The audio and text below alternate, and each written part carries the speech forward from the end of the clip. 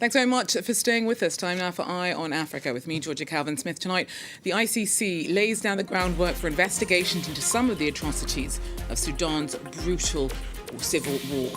Meanwhile, the UN warns that the city of El Obeid, surrounded by the RSF paramilitary, is always also at risk of an imminent brutal catastrophe.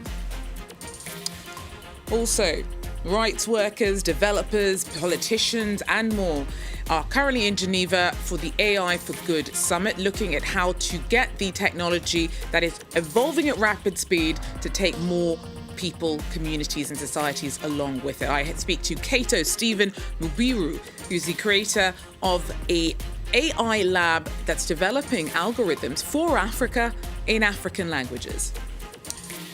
And South African artist Credo V Daniel's music is removed from Apple after a performance divides fans, some accusing him of relying too much on AI for his vocals, others saying that he's just using contemporary tools to enhance his trade. But first, the International Criminal Court says that there's been a breakthrough in investigations into crimes committed in Sudan's 3-year war between the army and the RSF paramilitary. Now, both sides have been accused of atrocities, but the RSF are specifically accused of committing genocide-like abuses on non-Arab Sudanese communities during attacks on the cities of El Geneina in 2023 and Al Fasher just last year. Now, the UN spoken of witnesses' accounts of widespread executions and sexual violence. The RSF does deny this, but speaking to France 24, the UN Special Envoy to Sudan said that documentation and evidence gathering is crucial to victims' hopes for justice in the long term. We have been talking, of course, to UN human rights people. We have been talking with the non-governmental organizations that are collecting that kind of data. And of course, when talking to the refugees, particularly the women in the camps, it was very obvious that unfortunately this has been a conflict where human dignity has been suffering, where crimes like rapes and rapes of women and even children has occurred. And of course, we encourage each and everyone to come out with their experiences and their stories so that this can be put on the record. Well, staying with Sudan, we now know that the UN is particularly worried about another Sudanese city that it believes is on the brink of a brutal catastrophe, El Obeid, the capital of North Kordofan state, which is currently surrounded by the RSF, its people exhausted, with about 600,000 civilians believed to still be trapped there. Our regional correspondent, Bastien Renouy, managed to speak with one survivor in the city. They've asked to remain anonymous. This man wants to remain anonymous. He's afraid of being targeted if the rapid support forces were to take over the city. You will hear his voice altered, but you won't see his face. He was born in El Obeid and he wants to explain the dire conditions that his family is facing today. The living conditions for the people of El Obeid are currently extremely difficult. As for water, the pumping stations have been bombed by the rapid support forces, which are deliberately targeting the city's main water infrastructure. There is now no running water left. No more water and soon no more food as well. The International Committee of the Red Cross is in El Obeid at the moment. It's organizing food distributions, but it's not enough. The supply of food and medicine depends on the security of the roads leading into the city. But El Obeid is now completely cut off. We are therefore facing a severe food crisis and a shortage of medicines. And in addition to these shortages, there is another threat. Civilians are targeted by the rapid support forces. During the past few weeks, dozens have been killed. The drone strikes had a direct impact on people's daily lives. Without security, there is no production, no work, no schools. Civilian life has been directly affected. For 2 or 3 weeks, drones repeatedly targeted the city. On some days, there were as many as 8 or 9 strikes. If the rapid support forces succeed in taking El Obeid, we will see the same disasters that unfold in El Fasher, El Geneina and other cities. Even if they claim to be fighting the government, it is civilians who are directly targeted. If he wanted to speak, it's because he thinks that the only solution to save the city is to put more international pressure on the rapid support forces. But it did not work in the two cities he mentioned, El Janina and El Fasher. These two cities were taken by the rapid support forces and tens of thousands of civilians were killed. Regional correspondent there, Bastien Renouy. Well, rights workers, politicians, developers, and more are currently in Geneva for the AI for Good summit. Now, the technology has advanced at lightning speed, but its impact on information, creation, knowledge, industry is not taking everyone along with it. Now, the UN's warned that AI is even making the spread of hate speech against refugees and humanitarians worse.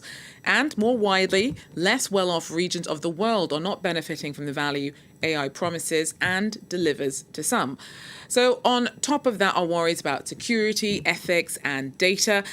One of the experts speaking of Africa's vantage point in all of this, in the AI race, is Cato Stephen Mubiru. Now, he's created Crane AI Labs, which creates AI infrastructure and algorithms that works in and for some of Africa's 2,000 unique languages, specifically Luganda, Shona, and Swahili. And he joins me now. Cato, thanks so much for making the time to speak to me. Now, first of all, why in setting up your lab did you think that focusing on language was such a priority in terms of pushing forward African interests in the AI race? Yes, focusing on language in pushing forward the African AI race is important because Africa is built on culture and identity. So if you want Africa to have sovereignty in the AI race, you need to start with the language piece. Then others can build the foundations so that the communities own the AI. It is absurd to build AI that doesn't speak a language, yet majority of the people are in rural areas with low connectivity, and most of them are illiterate. So that's why we started with the language piece with our work.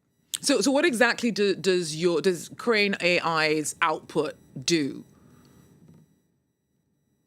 So what Crane AI's models do is they allow you to speak with AI in your local languages, but mainly importantly, they work without internet connection.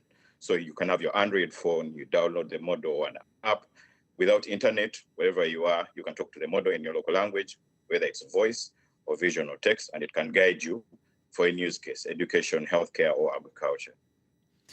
So I mentioned in the introduction to this that we have this meeting currently going on in Geneva. Now, you couldn't be there physically, but you have been remotely part of a lot of the conversations there.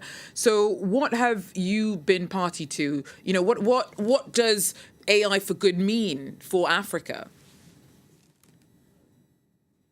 So I've been part of many conversations, and I've been part of a conversation with the ITU on AI safety and a workshop on that, and also with the World Bank on small AI. For them, small AI is the AI that works on devices without the internet. And also with the UNDP AI Hub for Sustainable Development.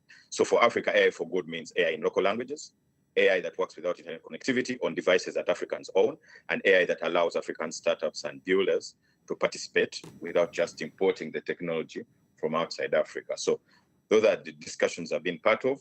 Happy to contribute to the UNDP's flagship report that was released throughout the week. When we were speaking earlier, so you were saying that the work that you're doing is really about reflecting the practicalities and the context that it's going to be working within in Africa. What specifically does that mean? I mean, you kind of touched upon the kind of devices that African uses, the less kind of reliable access to internet connectivity, but surely it goes beyond that. Yes, so our team, we have many people work different. My co-founder who has managed to look at the devices that are on the continent when we're deploying in the field. And for Africa, you need to look at that because we're not going to build data centers just immediately. Some of our work has found that largest percentage of phones that are on the continent that people use have less RAM. So you need to have very small models. So as you're deploying, you realize that, okay, the language piece is important. But then when you find out that the devices are very old and they're not centers, you have to work around the devices and the hardware to deploy on devices that people have. So that is the actual African setting. Not to think that we have the cloud free for everyone, because the data centers will compete with our resources. A lot of people already have to pay physical needs at home. healthcare, electricity. So we put all this into context to build sustainable solutions that run without energy costs and that can be accessed by everyone with any device. Thank you so much, Kato Stephen Mubiri, the co-founder of Crane AI Labs there, speaking to us from Uganda. Well, sticking with AI, South African artist Credo V Daniels has a recent live performance that has divided fans. Some accused him of relying too much on AI for his vocals. Others say that he's just using contemporary tools to enhance his trade. The backlash has even seen his music removed from Apple Music. Clarice Fortuné with more. South African musician star Credo V Daniels may be topping charts right now, but his transition from studio to stage has hit a sour note. Clips of his live performance quickly spread online, with critics questioning both his vocals and the use of artificial intelligence in his music. Daniels says many people misunderstand how AI fits into his creative process. I feel like people just throw around the word AI, but don't really know what goes into making music via AI. Yeah. So most think he just wrote something and then it spit out a song. They don't think that, there was writing involved in the song, there was recording involved in the song, there was composition involved in the song.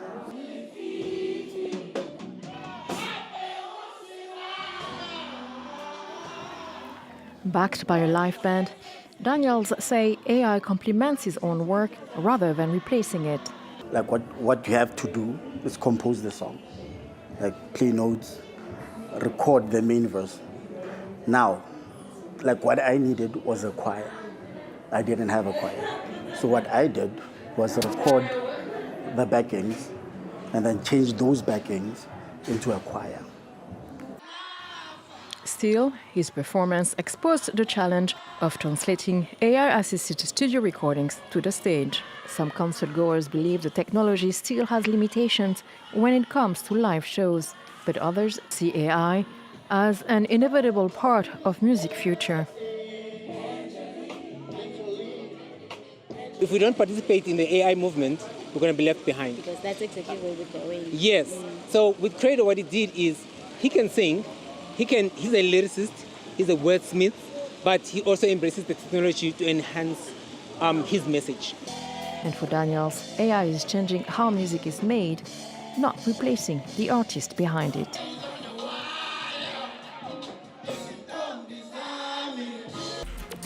Well, that's it for Eye on Africa. Thanks very much for joining us, and do so again if you can. Till then, take care.